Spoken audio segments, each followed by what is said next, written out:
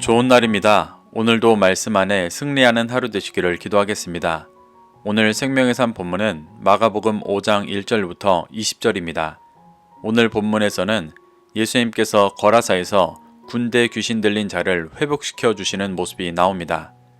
이 구절들을 통해 하나님께서 무엇을 말씀하시는지 살펴보도록 하겠습니다. 1절부터 2절입니다. 예수께서 바다 건너편 거라사인의 지방에 이르러 배에서 나오심에 곧 더러운 귀신 들린 사람이 무덤 사이에서 나와 예수를 만나니라. 예수님은 바다의 큰 광풍을 잠잠케 하시는 기적을 보이신 후에 바다 건너편 거라사인의 지방에 가셨습니다. 거라사는 갈릴리 동쪽 데가볼리에 있는 이방 지역이었습니다. 예수님께서 이곳에 가신 모습을 기록하고 있는 것은 예수님께서 적극적으로 이방인들에게도 복음을 선포하시며 구원의 길을 인도하셨음을 보여주고 있습니다. 예수님께서 배에서 나오시자 곧 더러운 귀신 들린 사람이 무덤 사이에서 나와 예수님을 만났습니다. 이는 귀신 들린 한 개인을 만난 사건이면서 동시에 거라사 지역의 영적인 상태를 보여주는 사건이기도 했습니다. 더러운 귀신은 직역하면 부정한 영입니다. 거룩하게 하시는 진리의 말씀이 없는 이방인들의 부정한 멸망의 상태를 보여주는 것입니다. 3절부터 5절입니다. 그 사람은 무덤 사이에 거처 하는데 이제는 아무도 그를 쇠사슬로 맬 수 없게 되었으니 이는 여러 번 고랑과 쇠사슬에 매였어도 쇠사슬을 끊고 고랑을 깨트리미러라. 그리하여 아무도 그를 제어할 힘이 없는지라. 밤낮 무덤 사이에서나 산에서나 늘 소리 지르며 돌로 자기의 몸을 해치고 있었더라. 귀신 들린 사람은 무덤 사이에 거쳐 있다고 나옵니다.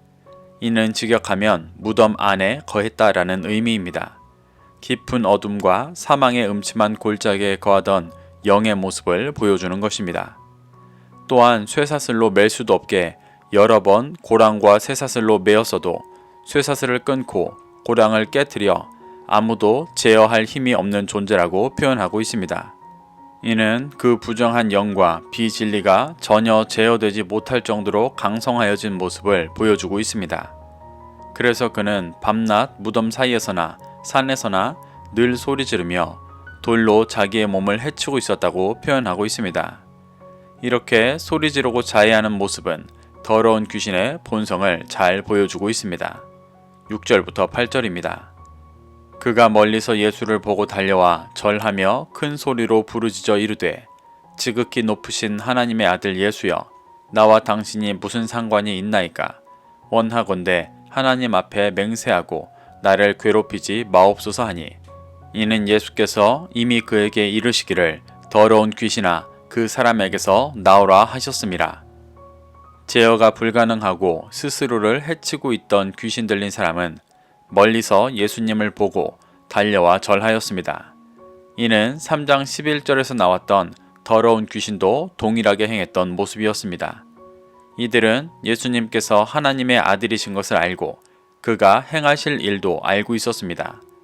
그런데 이들이 절하는 모습은 예수님의 말씀에 순복해 예수님의 뜻을 따르고자 하는 것이 아니라 단지 그 권위에 굴복하는 모습이었습니다. 예수님의 존재는 믿지만 순종하지 않는 헛된 믿음과 같은 반응이었습니다. 그래서 7절에서 귀신은 예수님께 하나님의 아들 예수라고 크게 불렀습니다. 이 모습은 마치 하나님의 아들을 경배하는 것 같아 보이는 것 같지만 실상은 어떤 순종도 없는 허울뿐인 외침이었습니다. 귀신이 이렇게 외친 이유는 8절에서 말했듯 예수님께서 더러운 귀신아 그 사람에게서 나오라 라고 하셨기 때문이었습니다.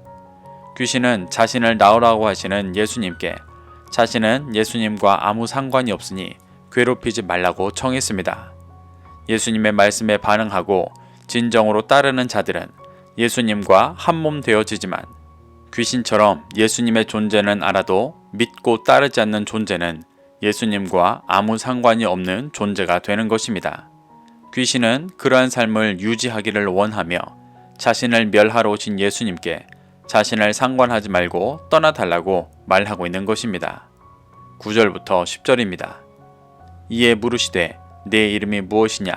이르되 내 이름은 군대니 우리가 많음이니이다 하고 자기를 그 지방에서 내보내지 마시기를 간구하더니 예수님은 나오라는 명령에 나오지 않고 예수님을 경배하는 척하고 자신을 괴롭게 하지 말라고 간구하는 귀신에게 이름을 물으셨습니다. 그러자 귀신은 자신의 이름이 군대라고 대답했습니다. 여기서 군대의 원어 레기온은 로마의 군단을 뜻하며 많음을 상징합니다. 이는 귀신 들린 사람 한 개인에게 많은 귀신이 들어있는 것을 말하면서도 이방 지역에 수많은 부정한 영과 비진리가 있음을 보여주는 것이기도 했습니다. 그래서 그 귀신은 자신을 한 사람이 아니라 그 지방에서 내보내지 마시기를 간구했습니다. 자신이 이미 차지하고 통치하며 영혼들을 죄와 사망의 고통 가운데 있게 했던 이방 지역에서 계속해서 통치하기를 구하는 것입니다. 11절부터 13절입니다. 마침 거기 돼지의 큰 떼가 산 곁에서 먹고 있는지라. 이에 간구하여 이르되 우리를 돼지에게로 보내어 들어가게 하소서 하니 허락하신대 더러운 귀신들이 나와서 돼지에게로 들어가매 거의 2,000마리 되는 떼가 바다를 향하여 비탈로 내리달아 바다에서 몰사하거늘. 귀신은 예수님께 마침 거기에 있던 돼지의 큰 떼에 들어가게 해달라고 간구했습니다. 돼지는 유대인들에게 매우 부정한 짐승이었습니다. 레위기에서 돼지는 굽이 갈라져 쪽발이고 새김질을 하지 못하기 때문에 부정하다고 말하고 있습니다. 새김질을 하지 못한다는 것은 말씀을 신중히 곱씹고 마음에 새기지 않는다는 표현입니다. 그래서 예수님도 마태복음 7장 6절에서 말씀을 뜻하는 진주를 돼지에게 던져주지 말라고 말씀하셨었습니다. 진리의 가치를 알지 못하고 밟고 상하게 하기 때문이었습니다. 오늘 본문의 맥락에서 돼지 또한 이방의 부정함과 예수님의 참된 가치를 알지 못하는 귀신의 모습을 보여주는 것입니다. 귀신이 돼지떼에 들어가기를 원하는 것은 비록 짐승이었지만 자신과 본질적으로 같은 부정함 속에 들어가기 위함이었습니다. 예수님은 귀신 들린 자를 구원하기 위해 귀신이 돼지떼에 들어가는 것을 허락하셨습니다. 그러자 2,000마리나 되는 돼지떼들이 바다를 향하여 비탈로 내리달아 바다에 몰사하였습니다. 파괴와 죽음이 목적인 귀신들의 모습이 잘 드러나는 장면입니다. 바다는 사단이 있는 곳이었습니다. 그래서 어제 본문에서는 갈릴리 바다에 큰 광풍이 일어 제자들의 믿음을 뒤흔들었습니다. 거라사의 귀신은 예수님을 만나 자신이 원래 있던 곳으로 돌아간 것입니다. 예수님께서 진리의 빛을 비추시니 귀신으로 인해 깊은 어둠 가운데 있던 거라사 지역에 어둠이 물러가고 정결케 되어지는 모습을 보여주는 것입니다. 14절부터 15절입니다. 치던 자들이 도망하여 읍내와 여러 마을에 말하니 사람들이 어떻게 되었는지를 보러 와서 예수께 이르러 그 귀신 들린 자 곧 군대 귀신 집혔던 자가 옷을 입고 정신이 온전하여 앉은 것을 보고 두려워하더라.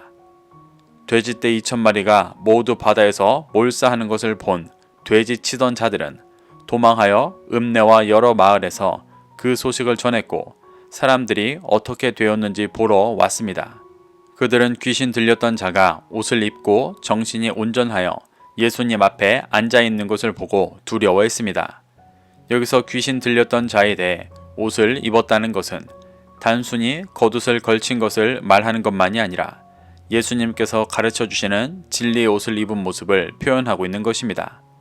또 정신이 온전하여 졌다의 원어 소프로네오는 건전한 마음을 가지다 라는 뜻으로 로마서 12장 3절에서는 믿음의 분량대로 지혜롭게 생각하라고 할 때 지혜롭게로 번역되었습니다. 정신이 온전하여졌다는 것은 단순히 정신을 차린 것만이 아니라 말씀의 기준으로 건전한 판단력이 생긴 것을 의미하는 것입니다. 또 앉아있다는 것은 누가복음 10장 39절에서 마리아가 주의 발치 아래 앉아 말씀을 듣던 것처럼 예수님 앞에 앉아 진리의 음성을 듣고 있는 것을 표현하는 것입니다. 이처럼 귀신 들렸던 자는 귀신이 떠나간 후 진리의 말씀 앞에 믿음으로 반응하여 새롭게 되어진 모습을 보여주고 있습니다. 16절부터 17절입니다. 이에 귀신 들렸던 자가 당한 것과 돼지의 일을 본 자들이 그들에게 알림해 그들이 예수께 그 지방에서 떠나시기를 간구하더라. 귀신이 떠나가는 현장에 있던 자들이 본 것을 들은 사람들은 예수님께서 그 지방에서 떠나시기를 간구하였습니다. 그들은 거라사의 영적인 어둠을 몰아내시고 진리의 빛을 비춰 영혼을 구원하시는 예수님의 일을 보지 못하고 자신들의 재산인 돼지가 몰살된 것만을 보고 있었습니다. 그들의 관점이 세상의 유익에만 초점이 맞춰져 있으니 그들에게는 사단이 다시 들어올 수밖에 없었습니다. 마태복음 12장 45절을 보면 귀신이 떠나간 자리에 아무것도 없이 깨끗하여 더 악한 귀신 7을 데리고 들어오는 모습이 나옵니다.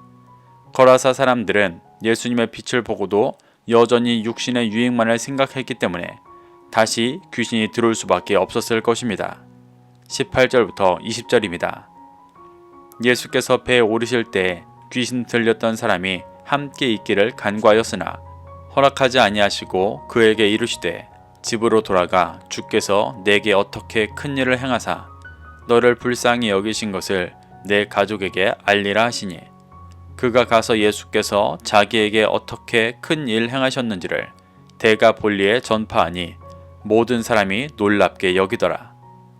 예수님께서 다시 배에 오르셔서 유대 지역으로 돌아가려 하실 때 귀신 들렸던 사람이 예수님과 함께 있기를 간구했습니다. 하지만 예수님은 허락하지 않으시고 그에게 집으로 돌아가 주께서 자신에게 행하신 일을 가족들에게 알리라고 말씀하셨습니다. 예수님의 기적에도 회개하고 돌이키기보다 예수님을 떠나보내게 했던 데가볼리 지역에 진리의 옷을 입고 분별하게 된 사람을 보내시며 진리의 빛을 계속 비추게 하신 것입니다.